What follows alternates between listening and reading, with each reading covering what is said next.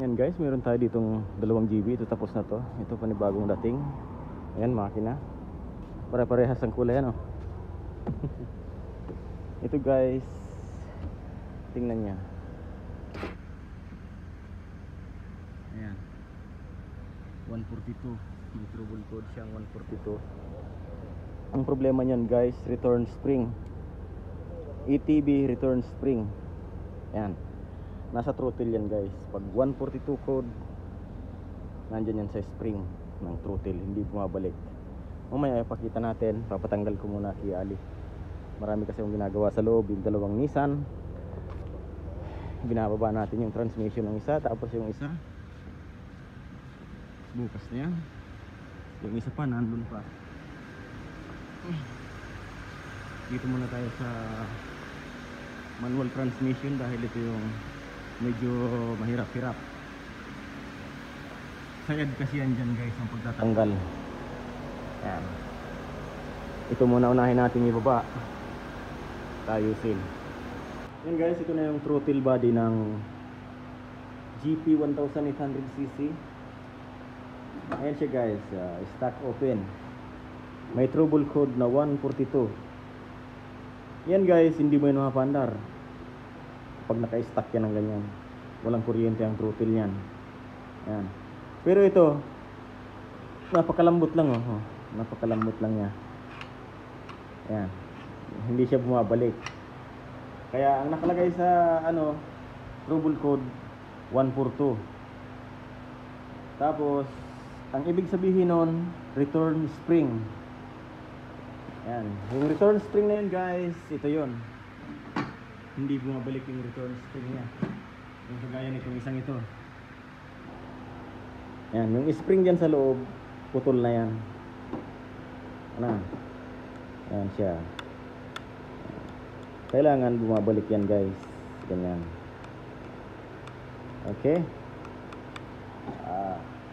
Ngayon, natanggalin natin itong machine. Tapos yung buong throttle na yan. Tapos itong control na ito. Dahil baka ipalit natin itong throttle na ito guys.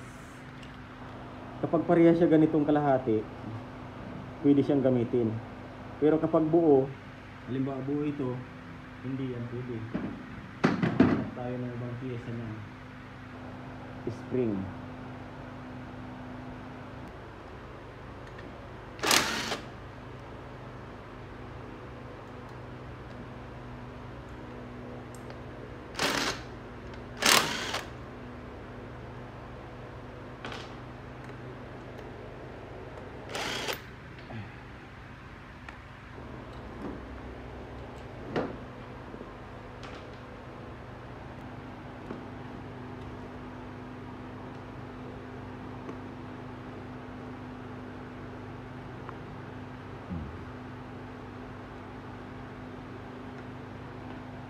Yan lang guys, hindi parehas.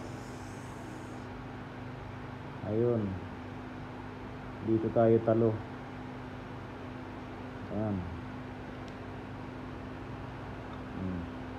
Wala na ang spring na yan, putol na yan oh.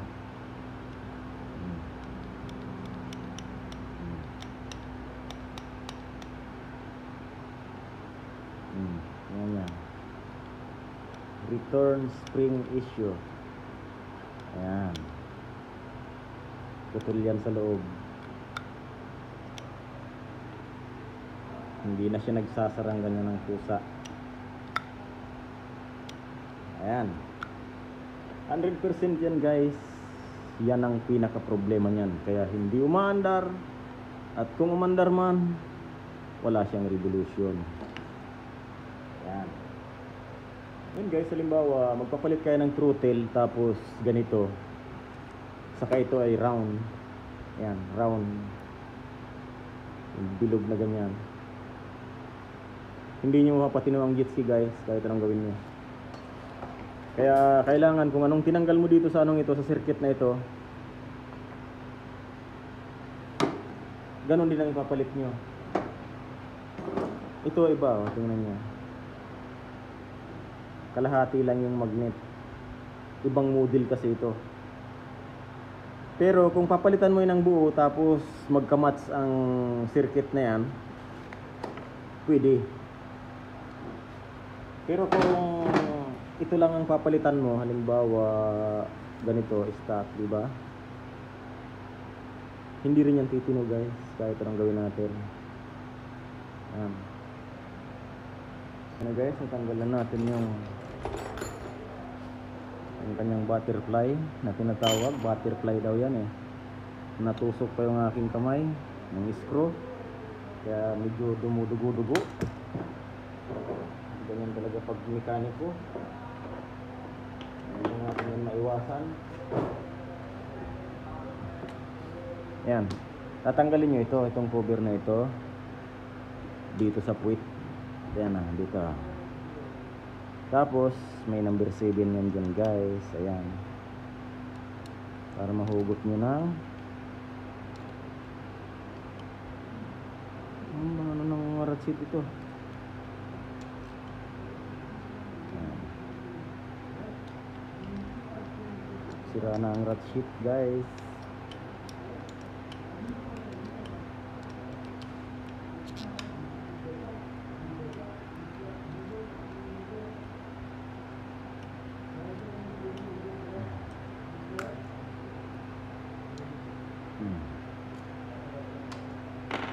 Ayan, wala na. Ngayon, hugutin natin yan. Ayan. Diba? Sabi ko na, putol ang spring. Oh. Ayan. Putol ang kanyang spring. Ang problema kasi natin ito guys, hindi natin yan pwedeng gamitin dahil kalahati siya, hindi siya buo. Kung buo sana yan, kagaya nito, pwedeng pwede. Ngayon tatanggalin din natin ito at ililipat natin ang spring dito. Ayan.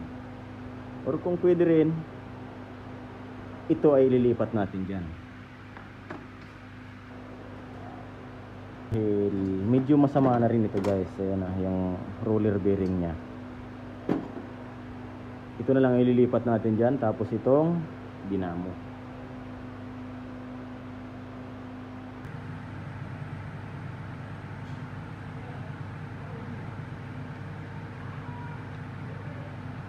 Natin ang counting braso guys.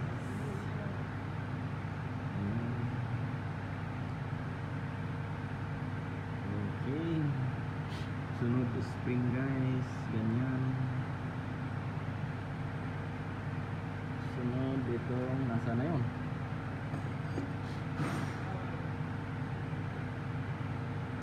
Ito pala. Ito pala. Dito. Ang kanyang sumunod. Tusok na natin yung ganyan. Tapos iasintan natin siya dyan.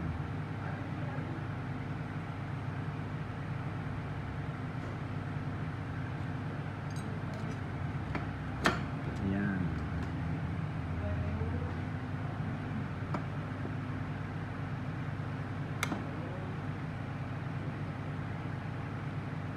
Okay. Gumagalaw na siya. Ayan, kakabit na natin yan. Teka lang. Tapos kapag napalapat nyo na guys ng ganyan na, titingnan nyo. Ayan, bumubuka siya. Bumubuka siya ng paabante. Tapos ito naman choke. Ayan na, yung pabalik. Ayan. Kailangan bumabalik din yan guys. Okay? Yan yung tamang ano yan, proseso. Ngayon, lalagay natin ang tornilyo na number 7 dito. Ayan. Para hindi siya sumayad. Guys, ilagay na natin yung kanyang tinatawag na butterfly. Asa na yung pang ilalim at pang ibabaw. O, ganyan. Okay.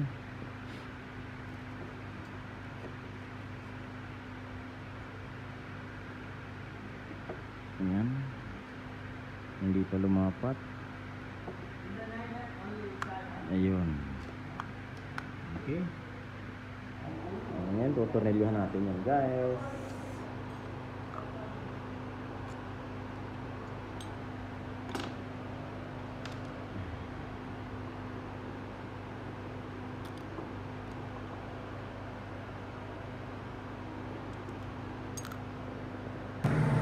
Ito na nga pala, guys. Kakabit na natin. Ayan, yun sa GB na yun. Ito na, nagsara na siya. Na-testing ko na rin yan, guys. So, pakabit na lang natin kay Mr. Alpi. Motor nila. Yan na, guys, nakabit na natin. I-testingin natin, guys, kung mayroon pa siyang check engine. Ayan, wala na.